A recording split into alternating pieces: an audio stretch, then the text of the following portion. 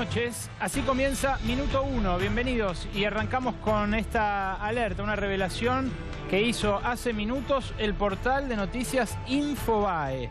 Una serie de audios registrados la semana pasada, el 25 de enero, en una reunión entre los familiares de los 44 tripulantes del submarino Ara San Juan y el ministro de Defensa, Oscar Aguad.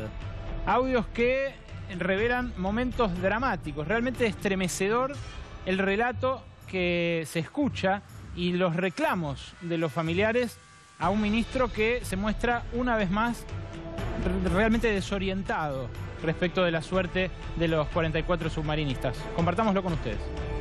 Yo quiero saber, ya que estamos hablando sin secretos, de quién fue la orden de tierra de que el barco continúe con el 50% de la capacidad reducida, que continúe con la navegación.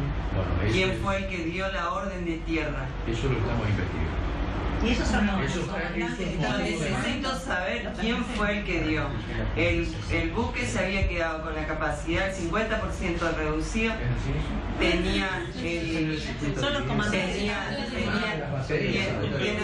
Tiene dos juegos de batería. 960 proa, 960 popa.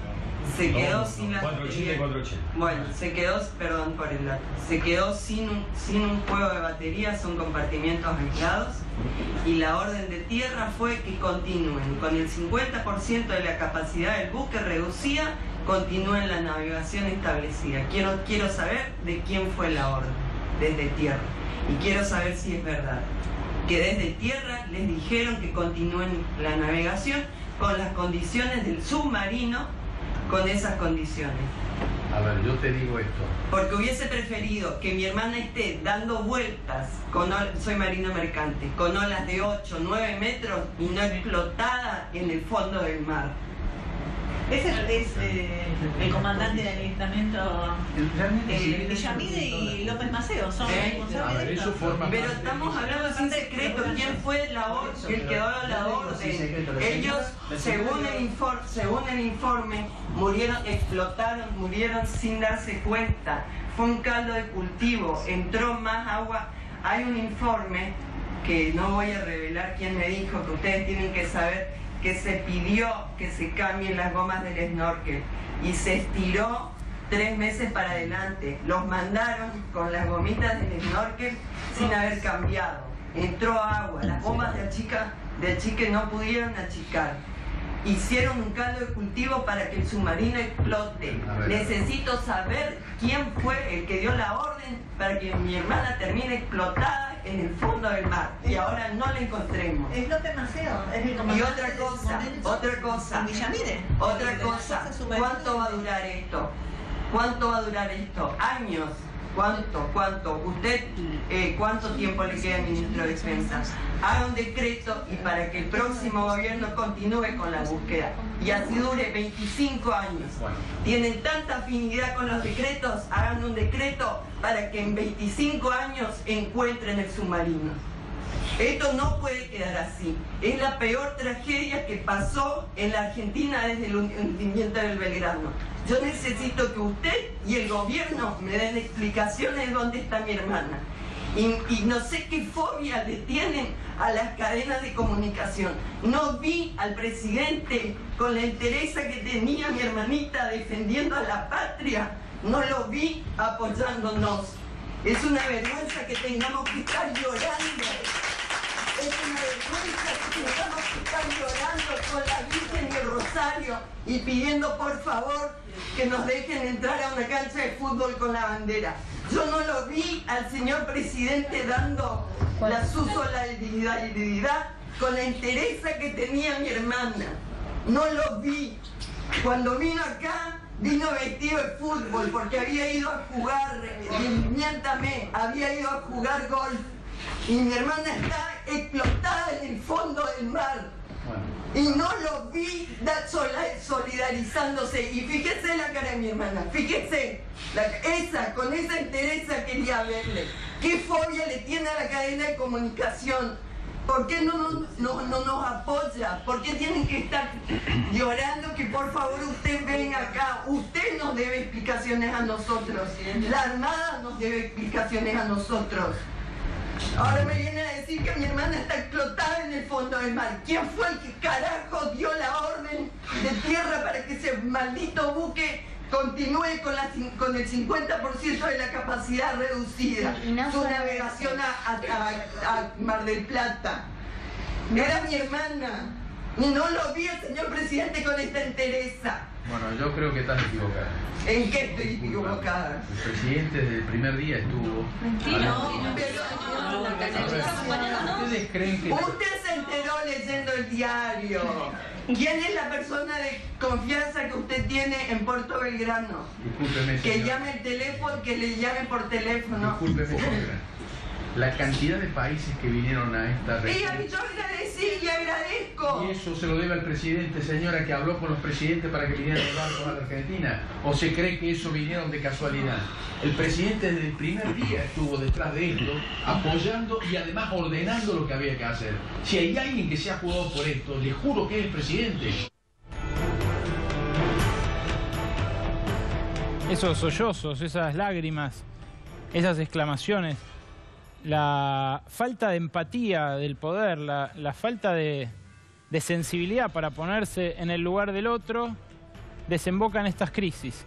Ahora, mientras estamos haciendo este programa, mientras ustedes lo están mirando, hay un acto en el auditorio de FOETRA donde periodistas, familiares, activistas por los derechos humanos conmemoran los 6 meses de la desaparición de Santiago Maldonado, que luego apareció y quien ahora el gobierno quiere mostrar como una especie de turista que se ahogó porque estaba en el río Chubut.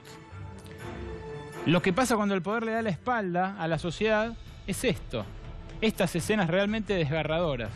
Y me permito corregir en algo a la familiar de uno de estos 44 tripulantes que según el gobierno implotaron bajo nuestro mar. Hubo en el medio, después del hundimiento del Belgrano, una tragedia también desgarradora para la sociedad argentina. Fue hace 6 años, ahora se van a cumplir 6 años. Fue el 22 de febrero de 2012. Y ese día murieron 51 personas que querían ir a trabajar en el tren Sarmiento, en la estación de Once. Esa vez también hubo falta de sensibilidad del poder político hacia las víctimas. Y también derivó en una situación como esta. Tenemos un audio más. Realmente no queremos abusar de su sensibilidad, justamente.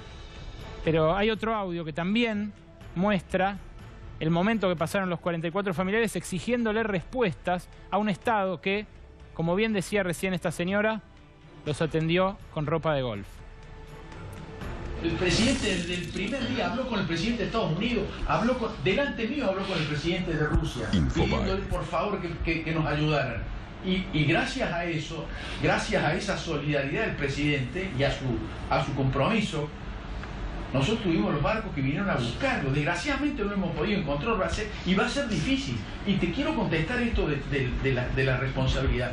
Es probable que haya una responsabilidad, deja que investigue la justicia. Ahora, lo que pasa es esto, el barco es como un avión, en el sentido figurado. ¿Qué dijo el comandante del barco? El barco no llevaba pasajeros a bordo, llevaba tripulantes. Todos sabían lo que pasa en el barco, todos tienen una responsabilidad. Yo no creo que haya sido así como vos dices, porque si no, 44 personas adentro del barco hubieran dicho, che, no estamos en condiciones de navegar. Perdón, señor ministro. Algo pasó, fue una tragedia, no sabemos qué pasó. Perdón, señor ministro. Se jugaban el ascenso ellos. Los videos se venían diciendo y yo no lo sabía. Entonces yo les pido En mayo entró agua cuando venían de Buenos Aires. Dejen que investigue la justicia este tema. Le estamos dando todos los elementos. El comandante ¿Por qué no lo en dejó? abril... ¿Por qué descabezó la cúpula? ¿Por qué no lo dejó al RUR bajo juramento y puso un infante, sin despreciar, puso un infante de marina con una papa caliente? ¿Qué sabe este hombre de lo que está? Pero déjelo al RUR como bajo juramento, como asesor. Pero algo tiene que saber si es el que estaba mientras pasó esto y en qué condiciones estaba. estaba el submarino. ¿Cuántas veces lo llamamos a Garrú para que venga acá y jamás vino? Y algo tiene que saber, no sé, como asesor. Señora, yo entiendo su dolor, créame que entiendo su dolor. Y claro, ¿cómo me puede venir a decir que mi hermana está explotada en el fondo del mar? Con la dignidad que tenía. Cuando no el estamos en patriotismo guerra. que tenía. Cuando no estamos en ¿Qué época de misión guerra. secreta estaba haciendo? Navegando al final de la plataforma continental marítima al borde del talud. ¿Qué misión tan ultra secreta estaban haciendo? Es mi hermana y necesito que me den explicaciones. Mi marido cuando me llamó el 4 de noviembre a las 15 horas me dijo, estamos amarrando, tuvimos un problema. Yo no le pregunté, ni él tampoco, porque en eso son muy herméticos. Todo eso se va a averiguar. Me dijo, Todo eso. tiramos un torpedo a un barco que estaba hundido. Todo eso lo vamos a averiguar. Hasta las 6 de la tarde se quedaban trabajando. Todo eso lo vamos a averiguar. Esa es la investigación. La investigación es hasta el día que desapareció el submarino. Porque después, bueno, ya es otra Mi cosa. marido llegó cambiado de la navegación de julio. Mi hijo le dijo a mi nuera, gracias por la hermosa hija que le di. El último mensaje que le dio. Mi hermana, a mi hermano con cáncer terminal que se murió en 5, le dijo, me puedo morir antes que vos. Todos han dejado un mensaje como de todos. Mi marido dijo, tengo una corazonada, que algo malo va a pasar. A mí me dejó un video Todos han dejado donde se despedía. ¿Por qué esta gente, por qué se subieron arriba a ese barco? ¿Por qué se quedaron en tierra? ¿Por qué no se Pero se hubieran ido los dos solos, el segundo Y le digo comandante solo, le he ¿por qué soñado subieron? 8 veces a mi marido. La primera que yo ya dije que algo malo pasaba. Y realmente es estremecedor. Hay que tener muy poca humanidad para no conmoverse frente a esto. Es cierto que hay que averiguar, es cierto que los familiares están cruzados por emociones intensísimas en este momento, pero hay un doble estándar muy claro entre un presidente que los recibe días después y vestido de golf a familiares desesperados en medio de la búsqueda y de un ministro que los atiende en bola hacia el viento, realmente, sin un solo dato, sin información. Y el presidente que hoy recibe con honores a otro uniformado, a un agente de policía, que en este caso fue procesado por gatillo fácil, por asesinar a un delincuente que estaba intentando asaltar a un turista estadounidense. Pena sumarísima. Un tiro. 3 tiros. Ese uniformado sí merece la atención del presidente y se le destaca su valentía en el cumplimiento de su deber. Estos 44 uniformados no. Es una jornada muy cargada de información y tenemos que comenzar con este minuto 1 con mucha información. Primero, un conflicto del cual hemos hablado ayer, el conflicto bancario. Nos encaminamos prácticamente hacia un febrero sin bancos. Hoy dijo Sergio Palazzo, le decimos no a la infamia y anunció un paro bancario que va a ser, además del paro que hay la semana que viene en el Banco Provincia, va a ser 9, 19 y 20 de febrero sin bancos en todo el país, en todas las entidades financieras. Esto en virtud de que nuevamente les ofrecieron un 9% de incremento salarial a los trabajadores de la actividad, unos 50.000 trabajadores que cobran bien, pero que no quieren dejar de cobrar sus salarios o ver cómo se degrada en un año en el que van a aumentar los precios un 20% según la previsión de las consultoras. El segundo tema, el nepotismo, la capital nacional del nepotismo, la dinastía de los Morales. El afer de Sandra Heredia y de Triaca llevó al gobierno a anunciar que no van a poder ser más funcionarios los familiares del Poder Ejecutivo, los ministros del Poder Ejecutivo. Bueno, eso desencadenó, fue la punta del ovillo, desencadenó una catarata de revelaciones donde empezamos a fijarnos en detalle cuántos parientes tiene cada ministro y cada funcionario nacional. En las provincias están que arden, porque hay algunas que se comportan verdaderamente como castillos feudales. Y finalmente, Aerolíneas al borde de la quiebra. Eso es la situación, esa es la situación de Aerolíneas, según la gestión que encabeza Mario Del Acqua y que tiene como referente a Guillermo Dietrich. Bueno, estalló una polémica entre su ex titular, Mariano Recalde, y Guillermo Dietrich, que acusó a Mariano Recalde de haberla dejado en la quiebra. Bueno, en el medio nos enteramos de que están vendiendo aviones, levantando rutas y una serie de cosas más. Pero antes de meternos en estos tres temas, que son los tres temas del día, una noticia que creo amerita que nos inviten a un asado a los conductores y a la producción de Minuto 1. Especialmente a mí y a Mariano Hamilton, que hemos repetido esta noticia hasta el cansancio. Luis Miguel Echeverre, el ministro de Agroindustria, devolvió los 500.000 pesos de bono indemnización que le había pagado la sociedad rural. La sociedad rural no pasa penurias precisamente, pero ahora que recuperó estos 500.000 pesos, bien haría en sacrificar media res de Hereford y donarla a Minuto 1. ¿Y a quién más, Mariano, que reveló en su momento el dato del bono? El 17 de diciembre fue La Política Online, el primer medio que tiró la noticia, el primer medio que la difundió, así que después nosotros tomamos esa información y la desarrollamos a lo largo de todo el mes, con el gato, con vos y quien habla en este momento. Lo devolvió entonces finalmente, presionado por supuesto por el escándalo que se desencadenó de que un ministro de Agroindustria, que debe justamente balancear los intereses del campo, recibiera de la entidad que viene de presidir ni más ni menos que la friolera de $500.000 de pesos. Berco, es importante que lo haya devuelto, eso es algo que uno debe destacar, pero también no borra lo que ocurrió. Porque lo que ocurrió pasó, digamos. Si esto no hubiera saltado de alguna manera, el clásico si pasa, pasa. Si no hubiera saltado, este señor se llevaba 500.000 pesos y tenía más o menos acordada una relación de privilegio que ya sabemos que la tiene igual, más allá de los 500.000 pesos, con la sociedad rural y con los grandes sectores agropecuarios. Efectivamente, un jueves negro entonces para las finanzas del ministro de Agroindustria. Pero nos ponemos en marcha, ahora sí, con toda la información y con el primero de los temas.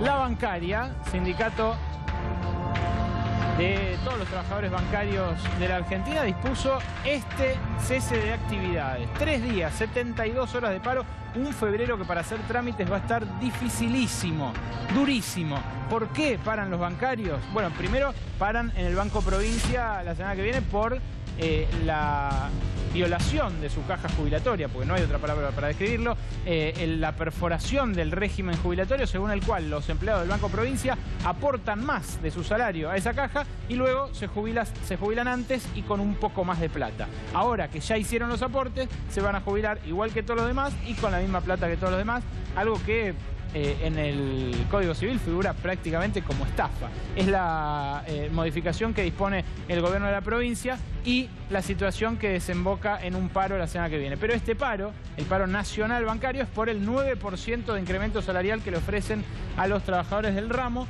El 9, el 19 y el 20 de febrero paran los bancarios entonces, y Sergio Palazzo lo decía de esta manera.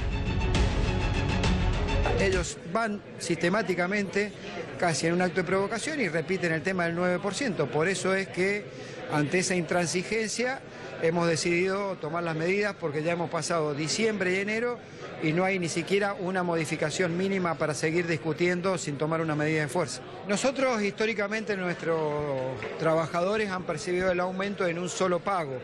Esto tiene que ver con el nivel de rentabilidad del sector empresario, ¿no?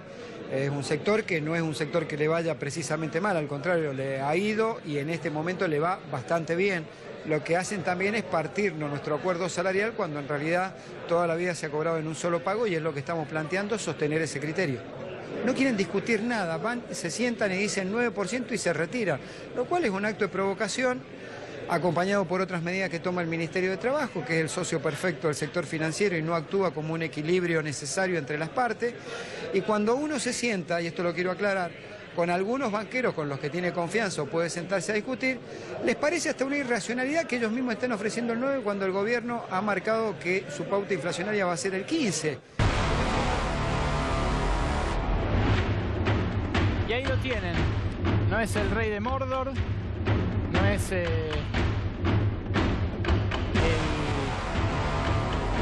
es Ricardo III, no es Enrique VIII. No es Enrique VIII, no es Fernando de Aragón, es el contador Gerardo Morales y su reino, la capital nacional del nepotismo. Claro, qué mal lo hizo quedar el presidente a un gobernador como Gerardo Morales cuando dijo: los ministros no pueden tener más familiares en la función pública. ¿Por qué? Bueno, primero, en realidad hizo quedar mal a muchos de los suyos, porque los tenían y empezaron a renunciar. Por ahora se conoce algo así como media docena de renuncias, no son tantas. Ahora van a escuchar un audio de un renunciante que es realmente delicioso. Pero el contador Morales tenía un montón de gente, y no solo él, el vicegobernador también. Mírenlos, la dinastía Morales. Héctor Freddy Morales, secretario general de la Gobernación, pieza clave en el gobierno jujeño, hermano del gobernador Morales. Walter Morales, otro hermano, otro miembro de la dinastía, titular del Instituto de Vivienda y Urbanismo de Jujuy. Gastón Morales, el secretario de Asuntos Legales de la Gobernación, hijo, el que le cuida la firma al contador Morales. Y Marcelo Fernández, presidente del Banco de Acción Social, cuñado del gobernador Morales, esposo de una de sus hermanas. Todos ellos, por supuesto, con sueldos por encima de los 100.000 pesos. Pero decía, no solo el contador Morales, el gobernador, logró colocar a su familia cual agencia de empleo en los mejores puestos del gobierno, sino que también lo hizo su vicegobernador, el vicegobernador Hakim. Miren ustedes la familia Hakim cómo logró colar a Ivonne, la hermana del vicegobernador, en el Ministerio Público de la Defensa, y a Susana, otra hermana del vicegobernador, en la Secretaría de Derechos Humanos. Son claramente casos que saltan a la luz a partir de este decreto del Gobierno Nacional que dispuso que los ministros no puedan tener familiares en la función pública para, bueno, de alguna manera evitar que se sucedan casos como el de Jorge Triaca, que tuvo a su hermana, a su otra hermana y a el esposo de su hermana en distintos puestos, también todos muy rentables. Entre todos juntaban cerca de 1 millón de pesos por mes de remuneración. Pero no solamente en Jujuy generó cola esto, sino que hubo varios gobernadores que se refirieron a esto en palabras de un tono bastante crítico. Primero, Miguel Lifchitz, el socialista santafesino, que no tiene una parentela nutrida en la función pública, pero que igual dijo esto: es una medida que suena muy de marketing y resulta poco creíble. ¿Quién más habló sobre esto? La gobernadora de Catamarca. Antes, Juan Mansur, el gobernador tucumano, peronista en este caso, dice: el 25% de reducción anunciado coincide con el 25% que aumentó la estructura del Estado, lo que nosotros contábamos el mismo día del anuncio. Es decir, que lo que aumentó al principio ahora lo reducen. El caso de Mansur, portador de una de las fortunas más importantes de Tucumán, es seguramente un reflejo en parte en su defensa. Lucía Corpacci, gobernadora de Catamarca, dijo: es una marcada discriminación. A la gente uno la tiene que elegir por sus capacidades y sus aptitudes y no por su apellido. Una gobernadora que hasta ahora tenía un tono bastante sosegado respecto de las políticas del gobierno. Y no sé si me quedó alguno más, Nico. Un último, sí, hubo 4. El último de los rebeldes, Gildo Insfrán, otro que se maneja prácticamente como un feudo por la cantidad de tiempo que hace que gobierna esa provincia, dijo: no avalamos la idea de Macri de recortar gastos en cargos de familiares de sus ministros. Ni hizo falta que lo dijera. Infran sí que tiene un montón de familiares en la función pública. Pero en el gobierno nacional hubo una renuncia, la de este hombre que tengo detrás mío, el encargado de los satélites, el titular del ARSAT, Rodrigo de Loredo, hombre que no había escuchado hablar de satélites en su vida, hasta que Oscar Aguad, precisamente, su suegro, lo colocó allí en el ARSAT.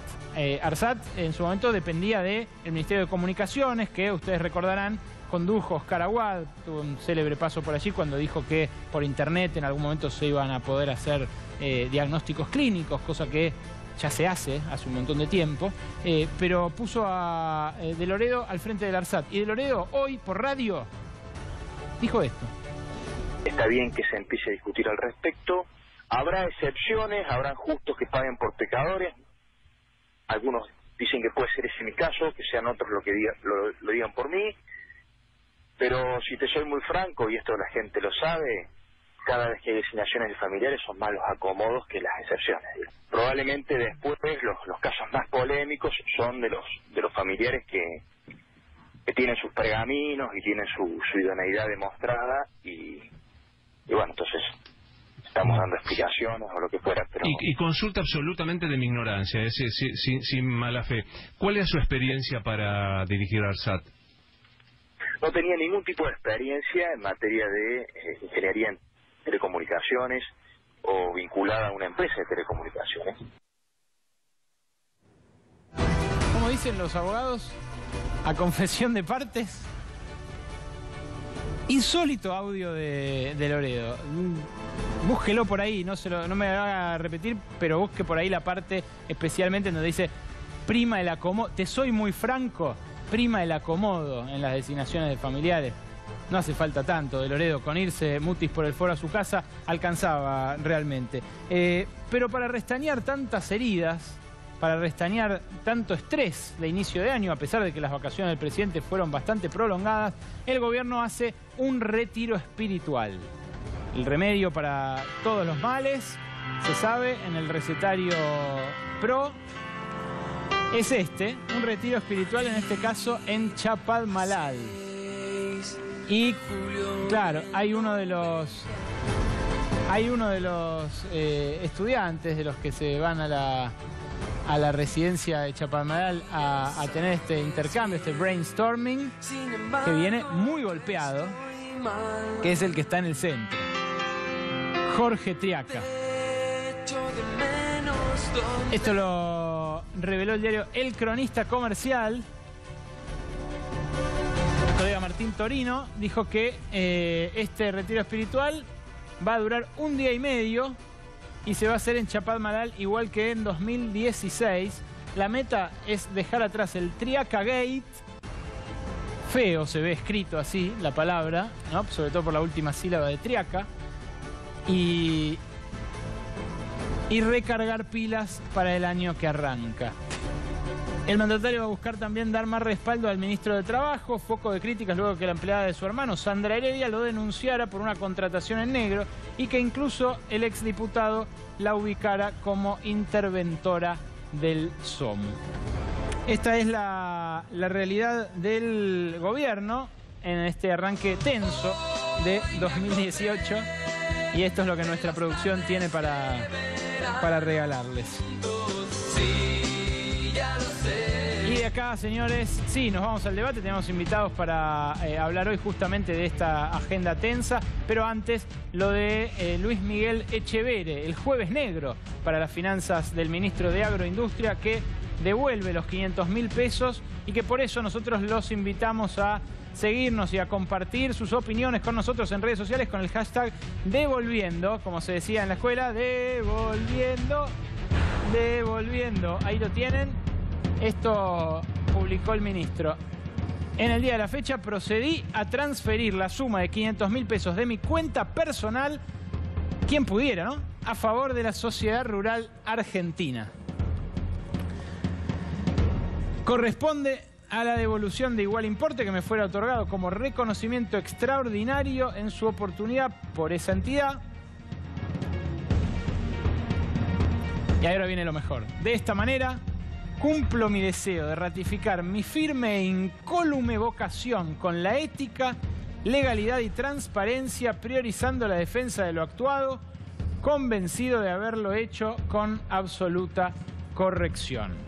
Una postura que no es la que inicialmente tuvo cuando dijo: yo lo cobré bien, me correspondía, es mi plata, no la toquen. Hubo denuncias en el medio, tensión. Pero además, si estaba convencido de lo que estaba haciendo, ¿para qué la devuelve? Claro. O sea, cuando vos devolvés es porque efectivamente estás admitiendo que hubo un error o algo que no estaba cerrando por algún costado. Así que es clarísimo eso. Notable, sí, realmente. Y el último tema de los que les prometimos. Aerolíneas. ¿Está Aerolíneas al borde de la quiebra? Escuchen este contrapunto que se produjo entre el ministro Guillermo Dietrich y el ex titular de Aerolíneas Argentinas, Mariano Recalde. ¿Nos explicás esta historia de Aerolíneas? Porque la información que aparece hoy en los diarios es que, por un lado, el gobierno aprobó los balances de la gestión Recalde, pero al mismo tiempo dijo que la gestión Recalde fue un desastre y puso a la compañía al borde de la quiebra. Eso es un poco difícil de entender. ¿Por qué entonces se aprobaron los balances? El balance está bien. El resultado del balance es una catástrofe porque la gestión de Recalde fue una catástrofe. Desde la desastrosa compra de Embraer denunciada por corrupción y que, digamos, eso lo investigará la justicia, pero ahora que estamos evaluando la venta de Embraer, toda la información que nos llega es que esos aviones salieron más caros de lo que tendrían que haber salido, hasta perder, de recibir $5.000 millones que se fumaron de la compañía en una mala gestión durante 6-7 años. Realmente ha sido muy pobre.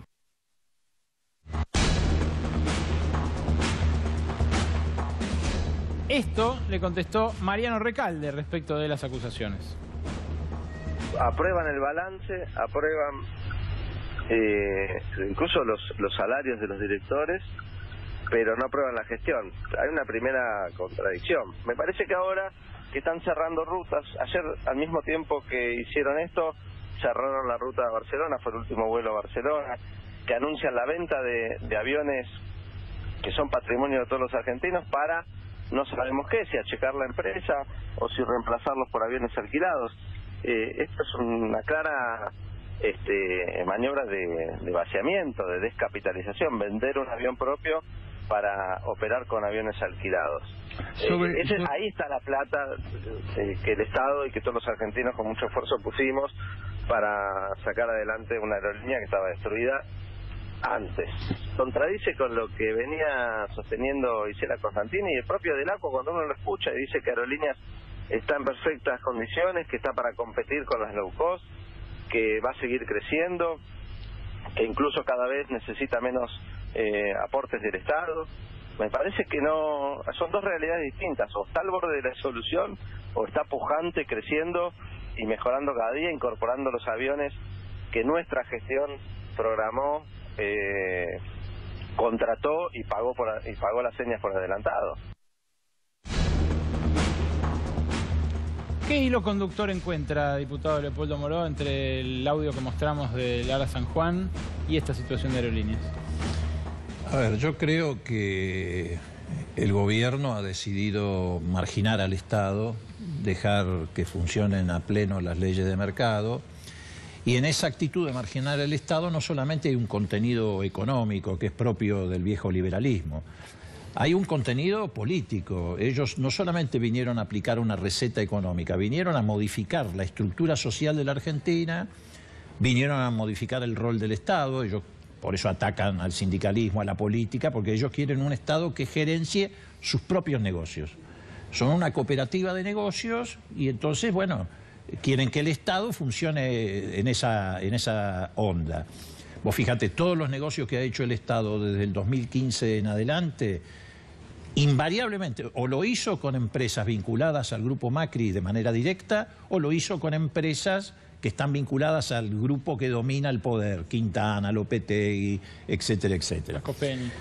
Marcos Peña.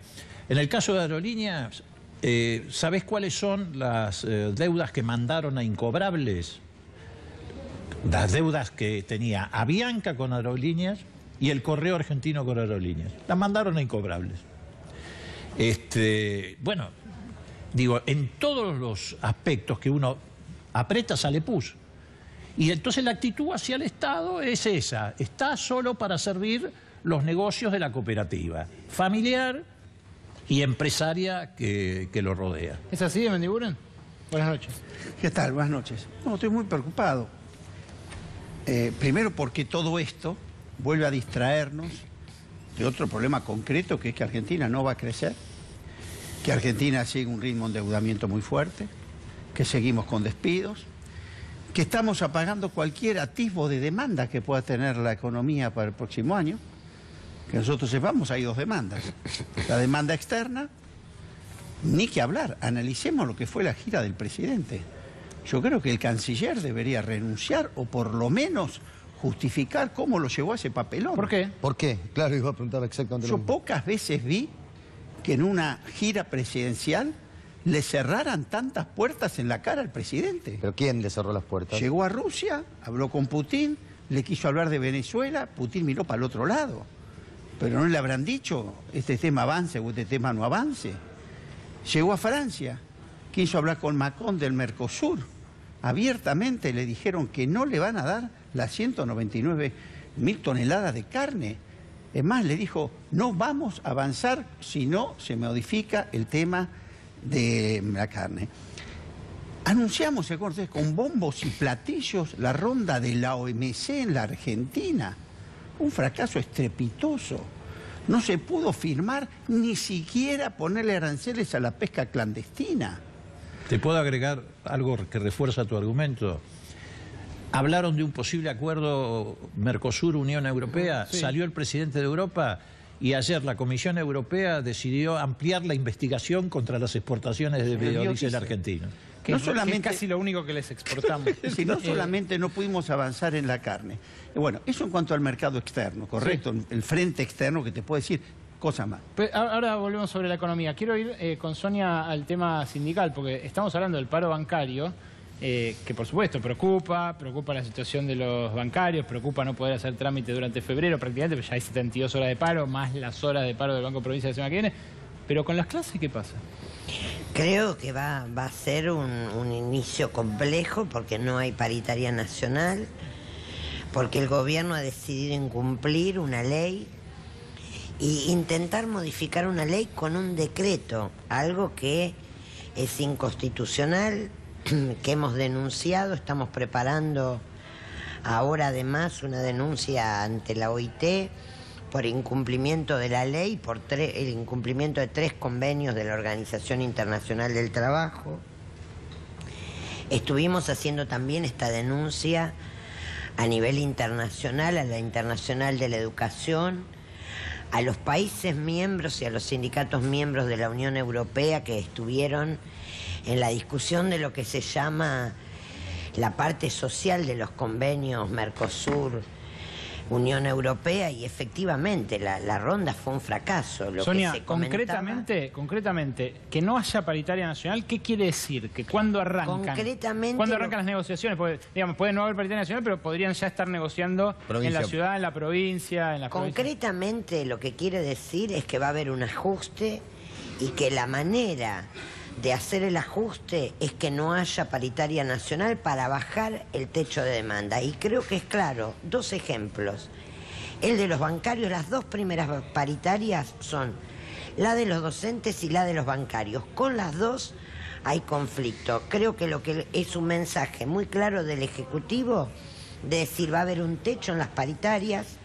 Hoy la provincia de Mendoza, una provincia alineada fuertemente con el Ejecutivo, le ha ofrecido 15% en 3 cuotas a los docentes, que incluye el ítem aula, que además, por supuesto, es un presentismo altísimo que le han incluido, que también es ilegal. ¿Qué es el ítem aula? El ítem aula es un presentismo con un nombre menos explícito.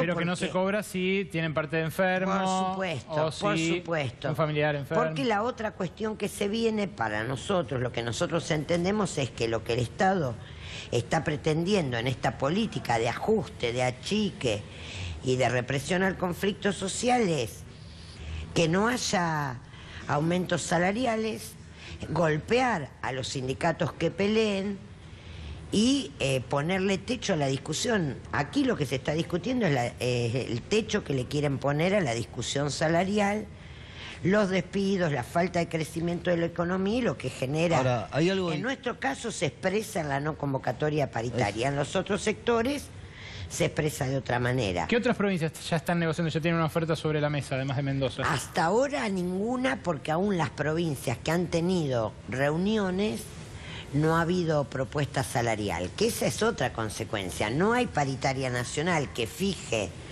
un piso por debajo del cual no puede estar ninguna jurisdicción, pero además no hay convocatoria y además un tema que nosotros venimos alertando, que es la amenaza de modificar el régimen jubilatorio luego de haber votado ese mamarracho que ha sido la reforma jubilatoria, que viene a afectar los intereses de todos los trabajadores y que en nuestro caso se quieren ahora modificar los proyectos jubilatorios. En el caso de la provincia de Buenos Aires, Vidal, pero también en otras provincias. Recordemos que las clases están previstas para el 5 de marzo. Entre el 1 y el 5 de marzo depende del distrito, o sea que estamos en tiempo de descuento, digamos. La mayoría de las jurisdicciones comienzan el día 5 de marzo. La mayoría. Después hay alguna capital, por ejemplo, empieza el primero. Moró, y usted cuando mira el panorama sindical, que se está un poco reconfigurando, ¿no? Había aliados del gobierno que ya no lo son, había algunos que formaban parte del triunvirato y ahora parecen no querer formar más. ¿Qué aviso ahora para este año? Bueno, que era inevitable que esto ocurriera. Más allá de las interpretaciones de carácter conspirativo o no tan conspirativo que se pueden hacer acerca de la situación de fulano o de mengano, hay un hecho que es objetivo. La tensión social va creciendo, los salarios han caído estrepitosamente. El gobierno arrancó hace un mes, un poco más de un mes, con una pauta inflacionaria del 10%, apenas se votó el presupuesto, a la mañana siguiente se recalculó y se llevó al 15%. Vos mejor que nadie sabe que en los sectores privados hoy ya se habla del 20%, sí, claro. O sea que hay un recálculo del 100% en menos de un mes de la pauta inflacionaria, 100%. Digamos, es un gobierno de mamarracho. Pero eso tiene un efecto concreto, y el efecto concreto es que golpea los salarios de los trabajadores y los ingresos de los sectores medios hoy más que nunca. Bueno, la inflación que proyectaba el kirchnerismo todos los años en el presupuesto no se cumplía nunca. Bueno, está bien, está todo fenómeno, pero estamos es un mamarracho por ahí por otras razones. Estamos hablando de la actualidad. Entonces, yo lo que te quiero decir es lo siguiente. Hay situaciones muy concretas. Caso de los bancarios.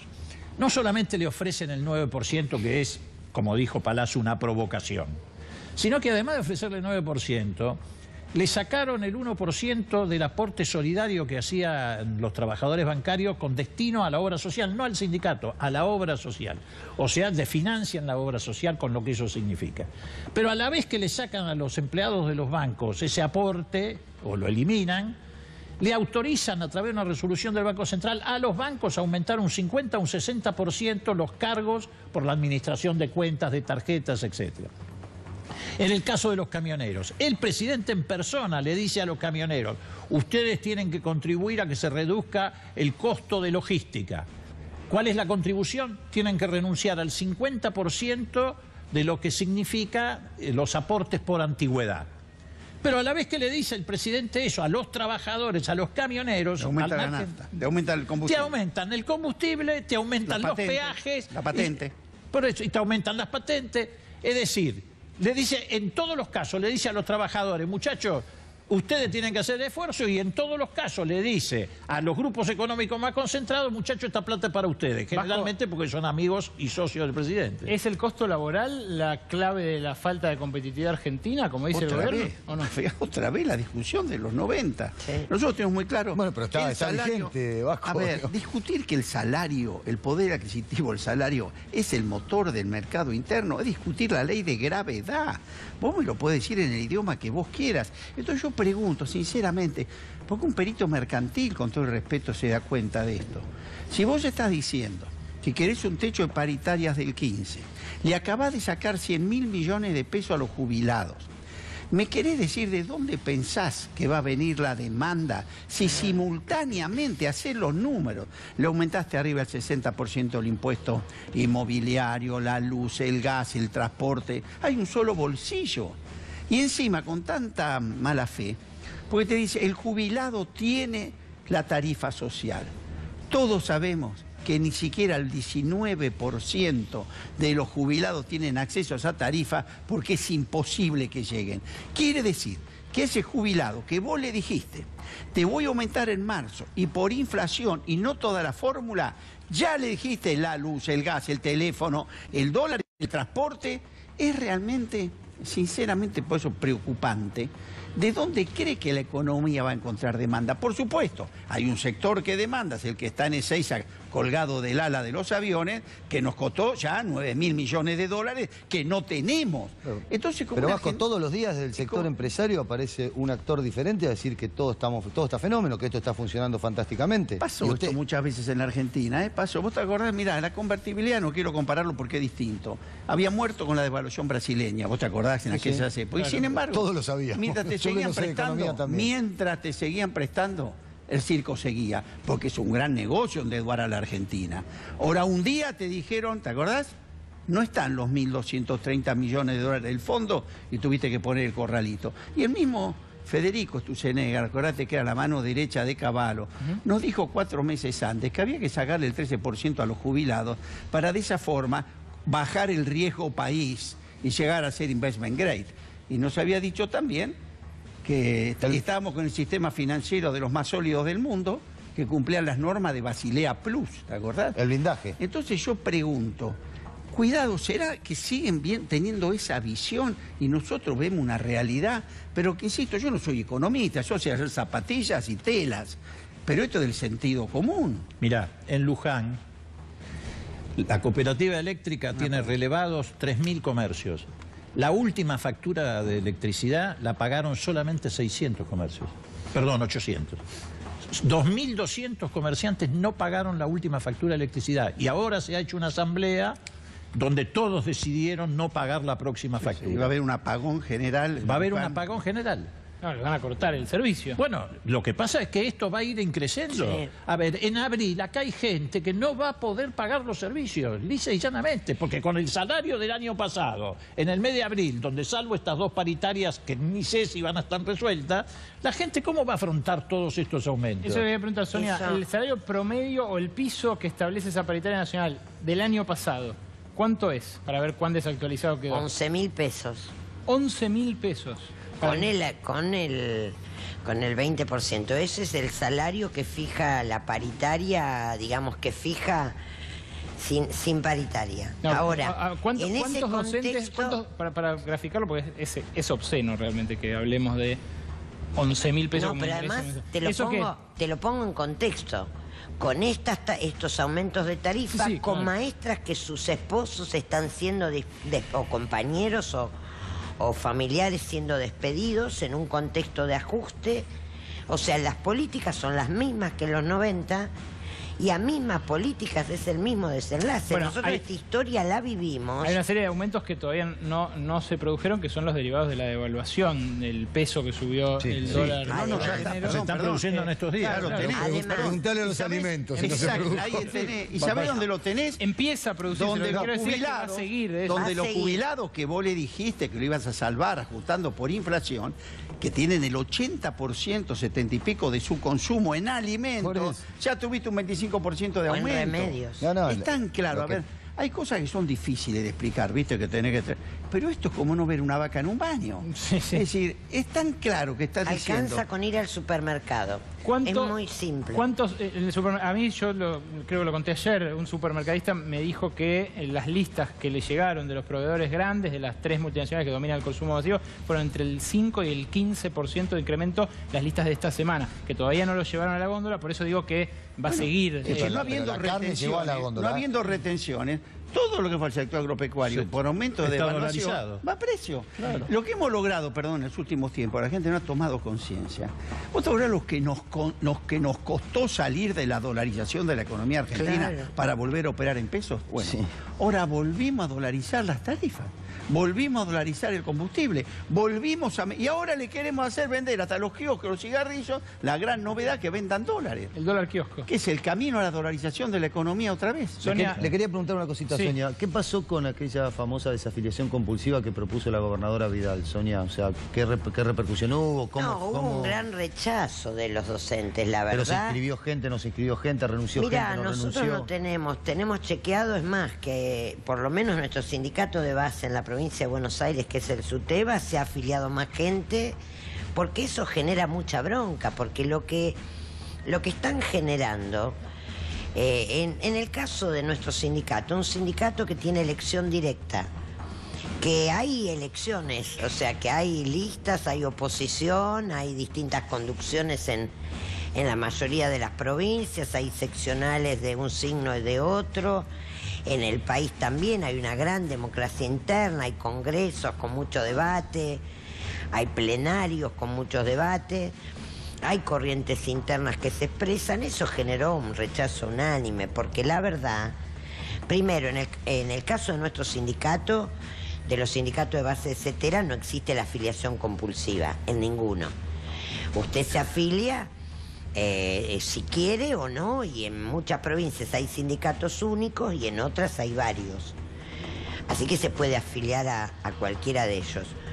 Generó mucho malestar, porque lo que se advierte es que aquí lo que hay es una persecución al sindicato como herramienta de lucha. La gente no es tonta y lo sabe. Y sabe que los maestros hemos estado en la calle peleando. Creo que el tema de la reforma jubilatoria para nuestro sector, que nos costó tanto tiempo discutir una jubilación después de los 90, que tenga una dignidad, que se reconozca la especificidad de nuestra tarea, que se reconozca las situaciones específicas, ha generado muchísimo malestar. Sonia. Y la paritaria lo mismo. La no paritaria nacional claramente significa rebaja de salario y desinversión educativa, porque el ataque no es a nosotros, es a la educación. Hay una noticia que no quiero dejar de compartir con ustedes, que es realmente llamativa del plano económico. Enero, que cerró ayer, fue, según confirmó hoy la Asociación de Concesionarios de Autos, el mes de mayor venta de autos de toda la historia de la industria automotriz argentina. Fue el mes donde más autos se vendieron 118.924 autos en la Argentina. ¿Cuáles fueron los más vendidos? Ahí tienen el ranking de los 15 más vendidos. De los 15 autos más vendidos, solamente 3 son ensamblados en la Argentina. El Renault Sandero, que lo tienen ahí en el puesto número 5. El Ford Focus 2 en el puesto número 10. Y el Chevrolet Cruze en el puesto número 13. Los 15 autos más vendidos que registraron las concesionarias son estos que ustedes están viendo.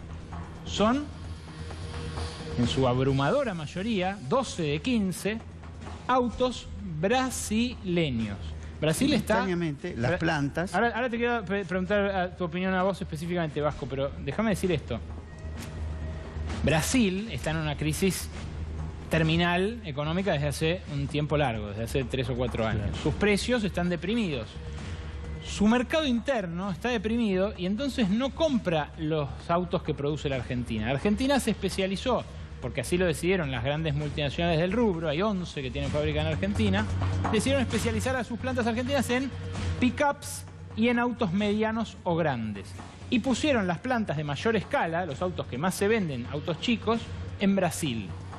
Esto funcionaría medianamente bien si Argentina comprara autos brasileños y Brasil comprara autos argentinos.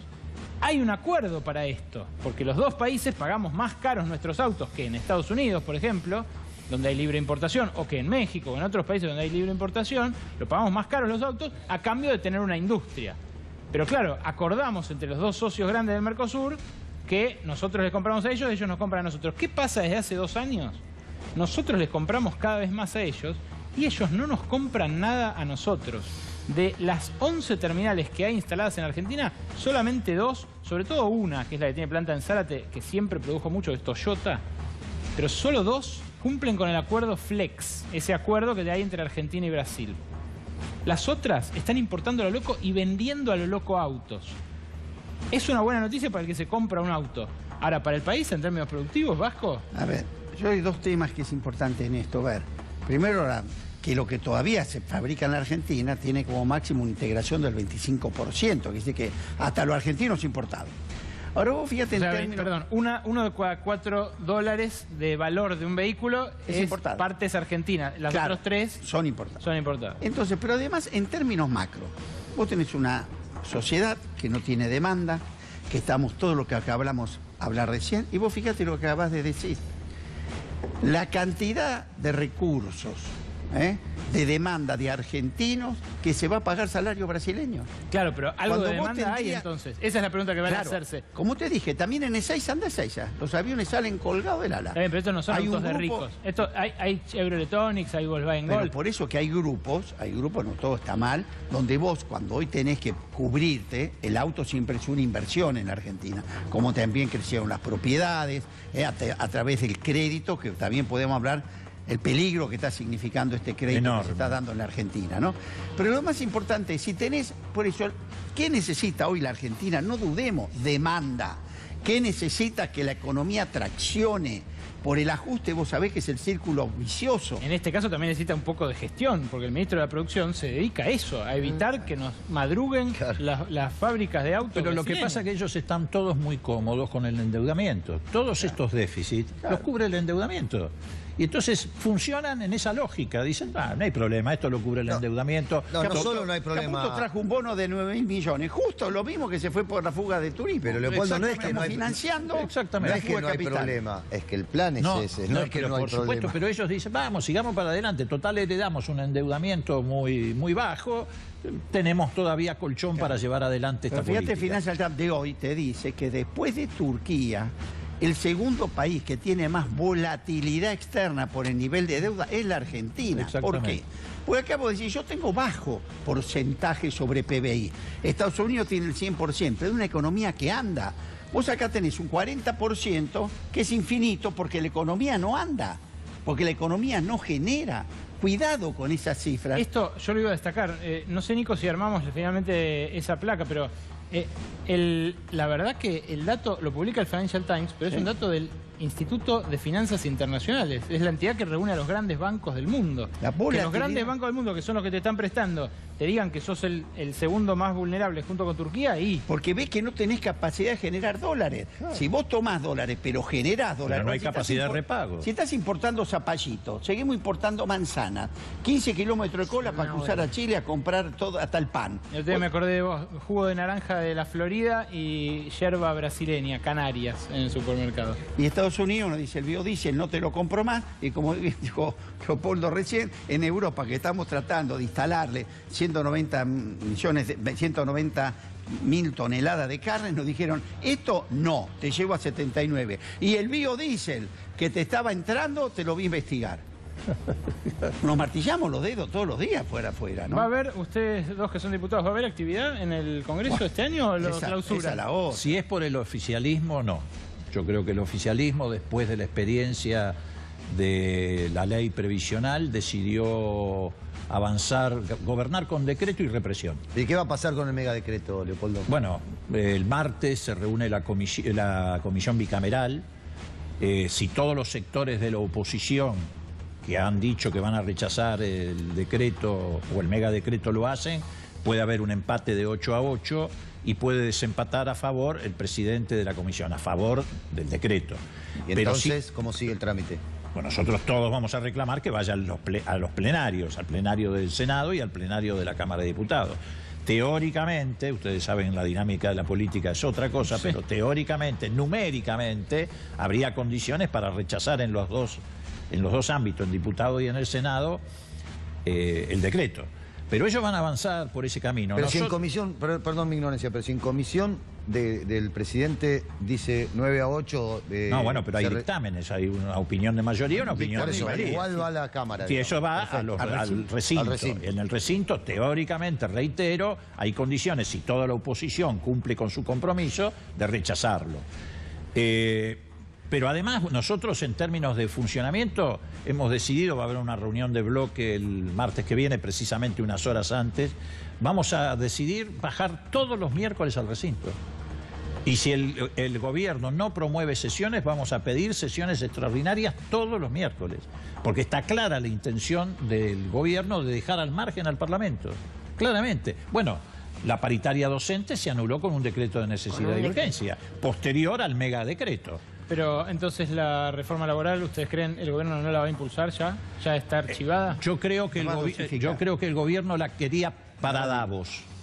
Yo creo que el presidente quería llevarse la reforma laboral debajo del brazo a Davos para decirle a los empresarios, bueno, los trabajadores argentinos han sido ajustados, van a llegar más o menos al salario de México, de Colombia, así que vengan e inviertan, que también es una ingenuidad, pero él quería llevárselo a Davos. No se lo pudo llevar, la situación que se planteó con la reforma previsional se lo impidió. Entonces, no es que hayan renunciado, pero yo creo que ahora lo van a tratar de hacer vía convenios. Por rama. Por rama.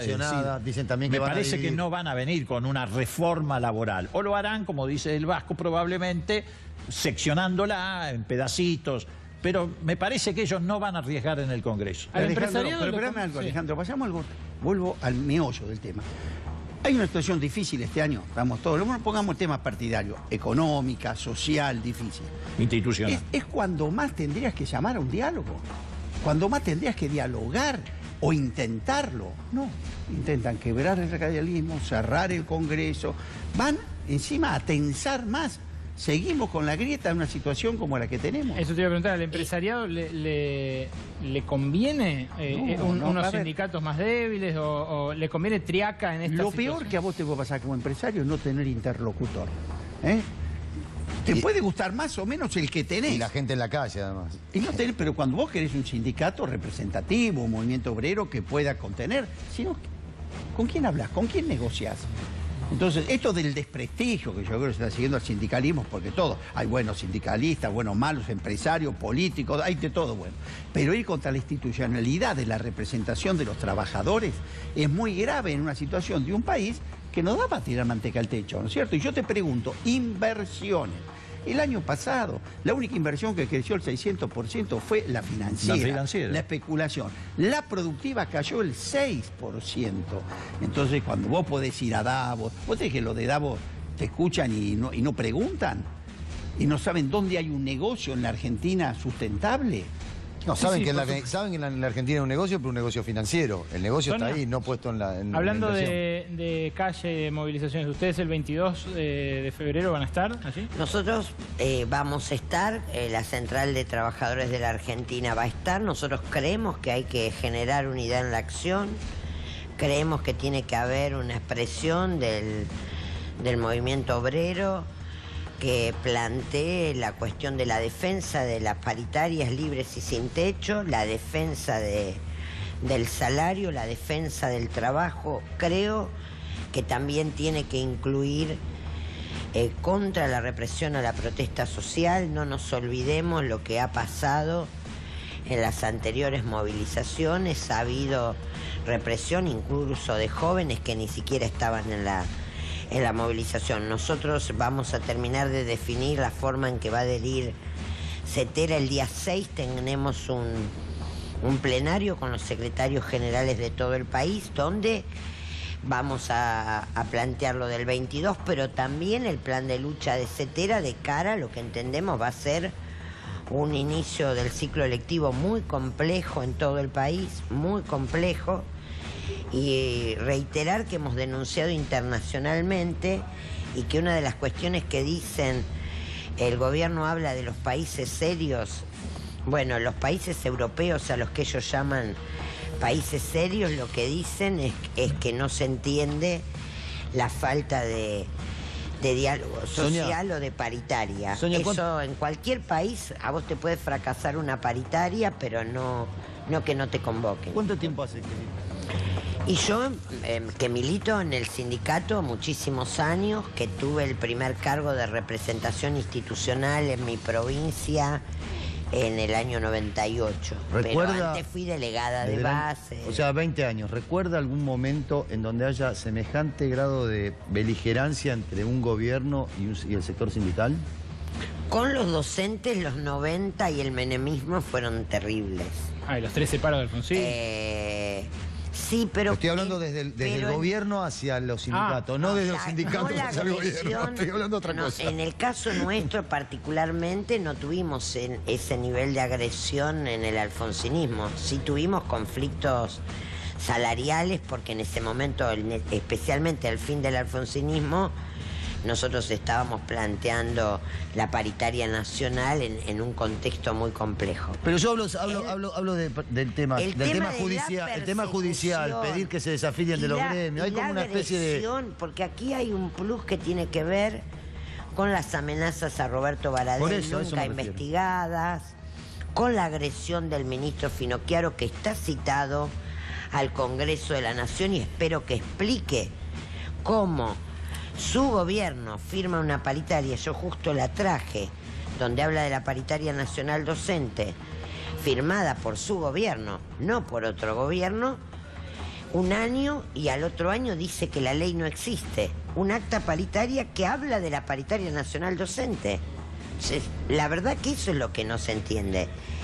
Y cómo pretende por un decreto derogar una ley. O, como dijo Finocchiaro, que no existe la ley que ellos mismos firmaron, donde habla de la paritaria nacional docente. Espero que el ministro vaya al Congreso, y nosotros entendemos que el Congreso tiene que funcionar, porque ¿dónde se da el debate? El debate político, o aparte de en la calle, se da en un lugar institucional que es el Congreso. A uno le puede gustar más o menos las leyes, pero tiene que haber un espacio institucional. Diálogo. Nosotros lo que auspiciamos y esperamos es que se produzca ese diálogo y que haya clases, que haya clases sobre todo con maestros bien pagos y con estudiantes en las aulas a tiempo. Brevísima tanda y un cierre ya con cada uno de los invitados. Quédense. Muy bien.